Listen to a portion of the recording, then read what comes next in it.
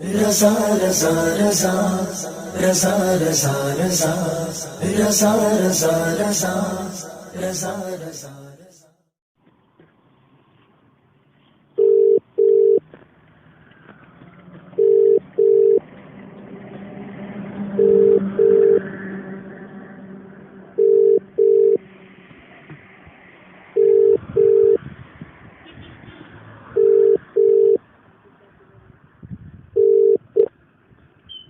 السلام علیکم. ہاں وعلیکم السلام. ہیلو شیخ. ہاں جی ہاں تو شیخ ایک مسئلہ پوچھنا تھا. بتائیے. یہ جو کہا جا آپ دیوبند مسلک سے تعلق رکھتے ہیں نا؟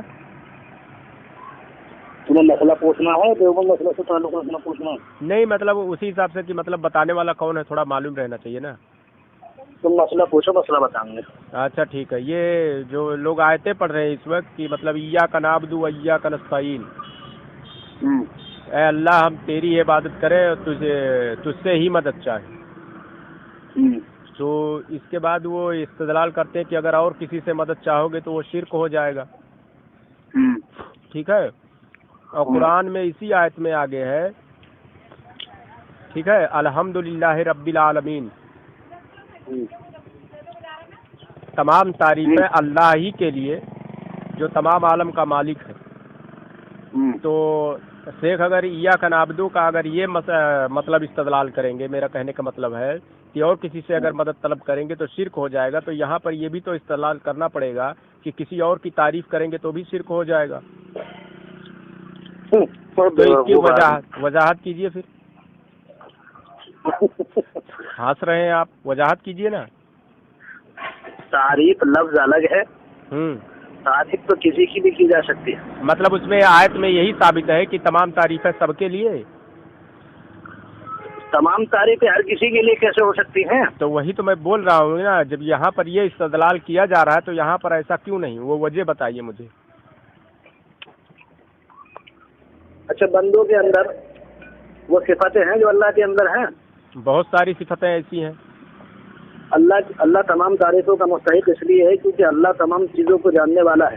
ہاں. لذات الواجب الوجود المستجمع لجمیع صفات الکمال، اور تمام صفات کمالی اللہ تبارک و تعالیٰ کے اندر ہیں، اور وہ صفات بندوں کے اندر نہیں ہوتی جو اللہ تبارک و تعالیٰ کے اندر صفاتیں ہیں. لیکن بہت ساری صفت ایسی بھی ہیں جو اللہ میں ہے اور بندے میں بھی ہے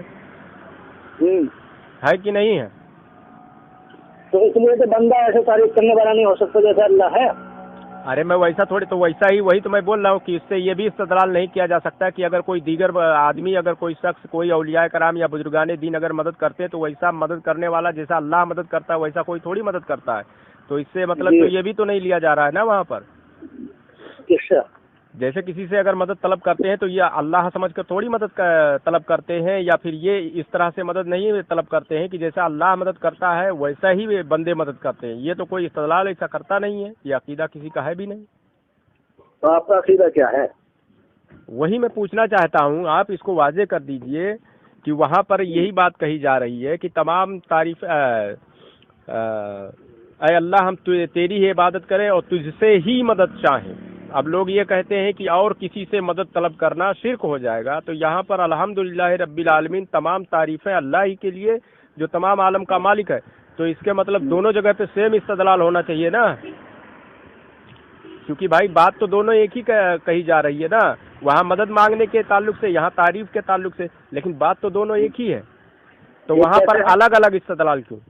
بات ایک کیسے ہے یہ بتائیے. آپ کو کیسے ایک لگ رہی ہے؟ کیسے ایک لگ رہی ہے؟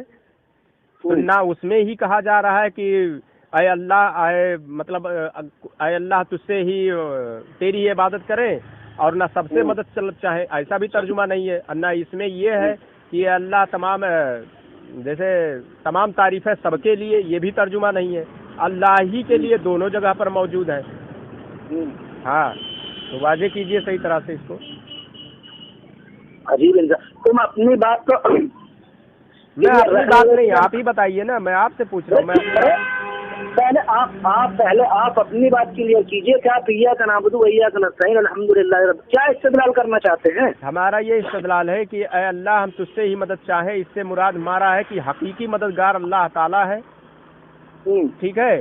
اور اللہ کے علاوہ اگر کوئی مدد کرتا ہے, ہم کسی سے مدد کرتے ہیں چاہتے ہیں, چاہے وہ زندہ ہو یا انتقال کر جائے, اس کے بعد بھی ہمارا یہ عقیدہ ہے کہ اللہ کی عطا سے وہ لوگ مدد کرتے ہیں, مگر حقیقی مددگار اللہ ہی تعالیٰ ہے. ٹھیک ہے. توکل میرا اللہ پر ہی ہوتا ہے. یہ اگر اولیاء بھی اگر مدد کرتے ہیں تو وہ بھی توکل اللہ ہی کی طرف ہوتا ہے. کیا لفظ بولا؟ جیسے اگر اولیاء بھی مدد کرتے ہیں نا تو بھی ہم یہ توکل رکھتے ہیں کہ اولیاء بھی مدد کرتے ہیں. جی جی. تو اس پر بھی ہمارا توکل اللہ پر ہی ہوتا ہے. توکل توکل توکل کیا بلا ہے؟ توکل کیا ہے؟ ہاں, حقیقی جو بھروسہ ہوتا ہے, اعتماد ہوتا ہے. پہلے آپ یہ بتائیے لفظ توکل کیا ہے؟ کیا ہے؟ کیا ہے توکل؟ حقیقی جو ہوتا ہے اس کو توکل کہتے ہیں نا, حقیقی جو مددگار ہوتا ہے. ہاں توکل. ہاں کیا ہوتا ہے؟ توکل. ہاں تو آپ ہی بتائیے نا کیا ہوتا ہے. تلفظ پر ہم بحث نہیں کر رہے ہیں. آپ عالم ہو, اس پر ہم تلفظ پر نہیں بحث کر رہے ہیں. جو چیز پوچھا جا رہا ہے پہلے آپ یہ پہلے بات یہ بتائیے آپ عالم ہو. کیوں عالم کا مسئلہ آپ حل کریں گے؟ کم علم والے کا آپ تو کم علم والے کا مسئلہ آپ حل کرنا چاہیں گے. اگر میں کہوں کہ میں عالم ہوں تو آپ کہیں گے کہ پھر آپ اپنا خود مسئلہ حل کر لیجئے. پھر آپ مسئلہ حل کب کریں گے؟ ایک میں سنیے, یہ باریکی تفسیر ہے اور باریکی تفسیر میں سب اماموں کا متفق ہے, تمام علماء کا اتفاق ہے کہ تفسیر قرآن کریم پڑھنا جاہل کے لیے جائز نہیں ہے. تو جاہل کے لیے جب تفسیر قرآن کریم میں ترجمہ قرآن کریم پڑھنا درست نہیں, بہتر نہیں ہے, تو پھر آج جب جاہل ہے تو آپ کو کیا مطلب ہے؟ یہ تو ہم آپ سے پوچھ رہے ہیں نا, آپ بتائیے. آپ عالم ہے نا تو ہم آپ سے تبھی تو پوچھ رہے ہیں کہ اگر میں قرآن نہ پڑھ, اگر آدمی قرآن نہ پڑھ پائے تب عالم سے پوچھے. تو آپ عالم ہیں تو ہم آپ سے پوچھ رہے ہیں, تو آپ بتائیے اب ہمیں. ارے بھائی جو ذہن جو وسوسہ ہمارے دل میں آتا ہے اس کو تو ہم رکھیں گے ہی نا. آپ اگر عالم ہیں تو آپ وضاحت کے ساتھ بتا دیجیے. آپ جو بات بھی پوچھ رہے ہیں آپ کی بات ہی میری سمجھ میں نہیں آ رہی. آپ کہہ رہے ہیں الحمدللہ رب العالمین ایاک نعبد و ایاک نستعین. کیا استدلالات کرنا چاہتے ہیں آپ؟ اسے واضح تو کیجیے. استدلال کیا بلا ہے آپ کا, کیسا استدلال ہے؟ سارا میں بول دیا اور آپ کے سمجھ میں نہیں آیا. عجیب, جب صاحب بتاؤ گے جب تو استدلال سمجھ میں آئے گا. یہ جیسے سب لوگ کرتے ہیں کہ اللہ جیسے ایاک نعبد و ایاک نستعین, سب لوگ یہ کہتے ہیں کہ اے اللہ ہم تجھ سے ہی مدد چاہیں, تیری عبادت کریں اور تجھ سے ہی مدد چاہیں. یعنی اس سے یہ استدلال بعد میں کرتے ہیں کہ اگر کسی اور سے مدد طلب کرو گے تو وہ شرک ہو جائے گا. ٹھیک ہے, یہ سمجھ میں آئی بات. دوسری جگہ پر اللہ تعالیٰ اور پہلے فرماتا ہے الحمدللہ رب العالمین, تمام تعریفیں اللہ ہی کے لیے جو تمام عالم کا مالک ہے. تو یہ بتائیے یہاں پر بھی اللہ ہی کے لیے تعریف ہے, تو اگر کوئی اپنے بیٹا بیٹی علماء یا محدثین مفسرین صحابہ کرام یا اولیاء کرام انبیاء کرام کی اگر کوئی تعریف کرتا ہے تو وہ شرک ہو جاتا ہے؟ نہیں ہوتا ہے. تو یہاں پر کیوں نہیں, یہاں پر شرک ہو جاتا ہے, وہاں پر کیوں نہیں؟ تو آپ تعریف کو اور مدد کرنے کو ایک ساتھ جوڑ رہے ہیں. ارے اللہ ہی کے لیے دونوں جملہ استعمال ہوا ہے نا, دونوں جملہ تو اللہ ہی کے لیے استعمال ہوا ہے نا. پہلے آپ یہ بتائیے, میں آپ کو ابھی ہی بتاؤں گا. آپ پہلے یہ بتائیے کہ آپ لفظ تعریف کو اور لفظ استعانت کو, لفظ مدد کو, یہ دونوں کو آپ ایک ساتھ ہی جوڑ رہے ہیں کہ آپ کے یہاں کسی عالم نے, کسی مفکر نے یا کسی نے آپ کو بتایا ہے؟ تعریف کرنے کی جو صفت ہے, تعریف کے لائق جو صفت ہے وہ اللہ کی ہے یا کسی اور کی؟ تعریف تو اللہ کی بھی کی جائے گی, اللہ کے علاوہ کسی کی جائے گی جو اس میں خوبی بیان ہوگی. اللہ کی صفت ہے نا یہ, جی اللہ ہی کی صفت ہے نا, اس میں یہ بتایا جا رہا ہے. ٹھیک ہے, تو اگر کسی اور کی تعریف, تو اس تعریف میں ہم شرک کر رہے ہیں کہ نہیں کر رہے ہیں, شریک کر رہے ہیں کہ نہیں کسی اور کو, کسی اور کی تعریف کر کے, کسی اور کی تعریف کر کے شرک کر رہے ہیں یا نہیں کر رہے ہیں؟ تو اس کا مطلب جناب رسول اللہ بھی تیرے بقول مشرک ہوئے. ہمارے بقول نہیں ہے, آپ لوگ استدلال کرتے ہیں دیوبندی اور اہل حدیث. ہمارے نزدیک ہم اگر ہمارے نزدیک ہمارے نزدیک یہ نہیں ہے. ہمارے نزدیک کیا ہے, اگر ہم تعریف اگر کسی اور کی کرتے ہیں تو عطائی طور پر کرتے ہیں کہ اللہ تعالیٰ نے اسے تعریف کے لائق بنایا ہے, عطا کیا ہے وہ چیز, وہ صفت ہے اس کے اندر جس کی ہم تعریف کرتے ہیں. اور اس پر حقیقی جو ہے وہ اللہ تعالیٰ ہے کہ اس کو اس تعریف کے لائق بنایا ہے, تب ہم اس کی تعریف کر رہے ہیں. ہاں, عطائی طور پر ہم کرتے ہیں. ذاتی طور پر نہیں، ذاتی طور پر اللہ ہی تعالیٰ تعریف کے لائق ہے. ٹھیک اسی طرح یہاں پر بھی اگر ہم کسی سے مدد طلب کرتے ہیں تو عطائی طور پر مدد طلب کرتے ہیں، نہ کہ ذاتی.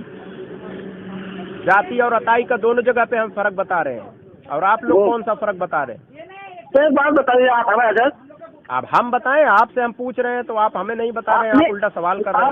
آپ کی بات ہم آپ کو واضح کرتے ہیں. ایک بات بتائیے ذرا جی، کہ کیا تمہیں اللہ سے ڈائریکٹ مانگنے میں شرم آتی ہے؟ کیا خیرت آتی ہے تمہیں اللہ سے ڈائریکٹ اب مانگنے میں؟ اللہ سے بھی مانگتے ہیں. ڈائریکٹ کیوں اللہ سے نہیں مانگتے؟ ساری مشکلیں اپنی آپ اللہ سے حل کرائیے. آپ غیر اللہ کے سامنے جھکتے کیوں ہیں؟ یہ اللہ کی قدرت ہے نا.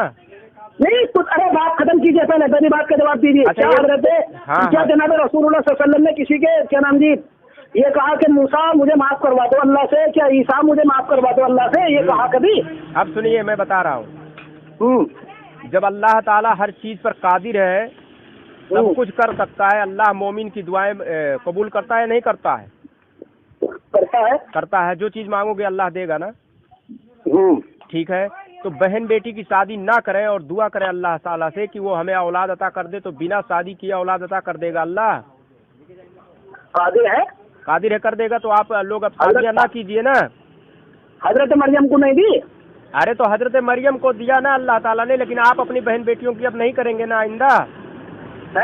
اب آئندہ نہیں کریں گے نا آپ اپنے بہن بیٹیوں کی شادی. نہیں، پہلے آپ یہ بتائیے کہ آپ نے جو آیت استدلال کیا کہ اللہ تعالیٰ ہر چیز پر قادر ہے، آپ پہلے اللہ کی قدرت ہی میں شک کر رہے ہیں. میں شک نہیں کر رہا ہوں، میں قدرت مان رہا ہوں.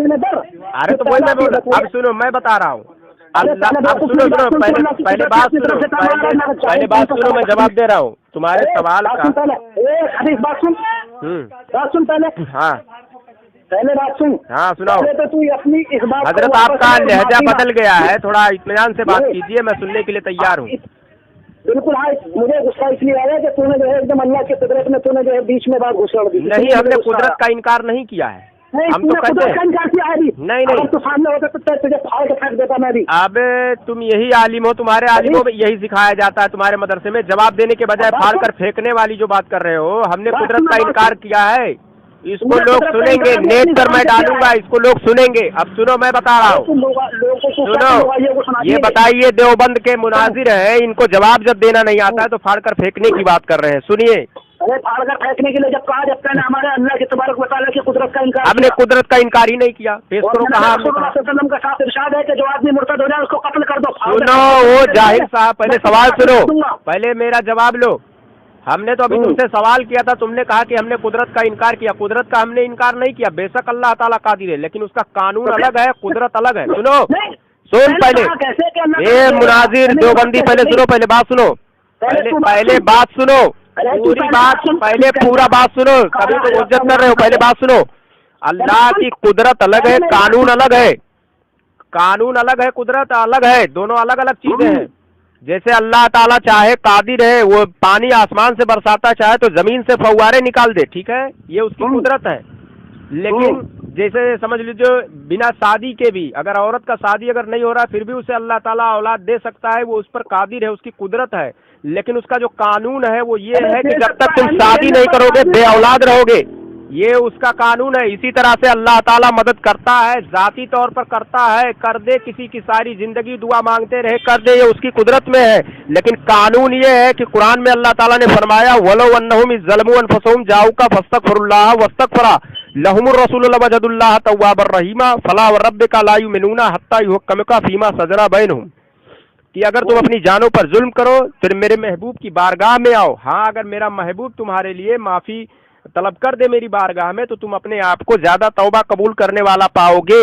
پتہ چلا یہ قانون ہے. تو قدرت اور قانون میں فرق ہے. تم صرف قدرت ماننے کے لیے ہم سے کہہ رہے ہو، قانون کا انکار کر رہے ہو. اب مومن وہ ہے جو اللہ کی قدرت اور قانون دونوں کو مانے. ہاں، ایک بات سناؤ. ہاں، قرآن کی روشنی میں بات سمجھاؤ. میں جو ابھی آیت پیش کی ہے استدلال میں، اس وقت ہے کہ جب آپ کا انتقال ہو گیا تھا. صحابہ جب حضور صلی اللہ علیہ وسلم انتقال ہوئے تو صحابہ کرام 3 دن کے بعد میں ان کے مزار مبارک پر گئے اور اس آیت کو پڑھا. ابن کثیر نے بھی اس کو لکھا ہے اور تمام محدثین نے اس تفسیر کو لکھا ہے. ٹھیک ہے. ہاں، کہ ایک عرابی آئے اور حضور صلی اللہ علیہ وسلم کے مزار مبارک پر اپنا سر اقدس رکھ دیا اور اس کے بعد میں یہی آیت پڑھی اور فرمایا اے حضور صلی اللہ علیہ وسلم، یا حضور صلی اللہ علیہ وسلم، میں نے اپنی جانوں پر ظلم کیا، جیسا کہ اللہ نے قرآن میں فرمایا کہ جب تم اپنی جانوں پر ظلم کرو تو میری بارگاہ میں آؤ۔ یا حضور صلی اللہ علیہ وسلم، میں آپ کی بارگاہ میں آیا ہوں، میں آپ سے معافی کا خواستگار ہوں، آپ میرے لیے رب سے دعا کر دیجئے۔ اور اس کے بعد میں جو وہاں پر صحابہ کرام بیٹھے تھے اور یہ عرابی چلے گئے، اس کے بعد میں ان کو نیند کا غلبہ آیا، پھر انہیں بشارت ہوئی کہ جاؤ اس عرابی کو روکو اور کہو کہ اللہ تعالیٰ نے اس کے گناہ کو معاف کر دیا ہے۔ تو یہ قانون ہے۔